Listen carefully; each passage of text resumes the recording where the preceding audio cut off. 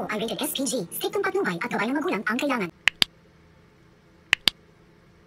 Nagugulat nga ng lahat ang pagpunta nga ng mga pulis doon nga sa party. Dahil na rin ay aarestuhin nga itong si Venice dahil nga sa kasalanan nito. Kaya naman ay humingi nga siya ng tawad dito kay Tata.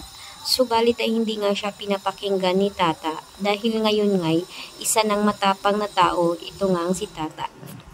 Kaya nang dahil dito ay sinabi naman ni Venice kung ipagpatuloy niya ang laban na ito ay tiyak gaganti raw itong dalagang ito.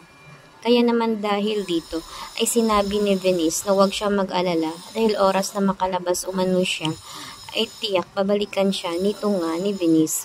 Sinabi naman ni Tata na wala siyang pakialam dahil hindi umano siya takot dito.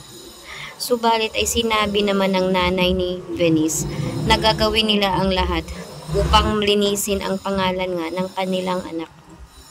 Sinabi naman ito nga ni Tata na hindi na makakalabas sa bilangguan nga itong kanilang anak dahil malaki raw ang kasalanan nito at dapat na pagbayaran nga niya ang ginawa niyang katarantaduhan.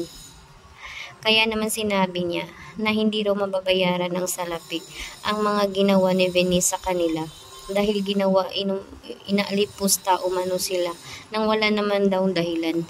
Kaya nang dahil dito ay magkanda-handa na nga itong si Tata dahil tiyak ang pamilya nga ni Venice ay babalikan nga siya at ipapatuloy niya ang kanyang laban at hindi siya papayag na ganito ang mangyari sa kanilang anak.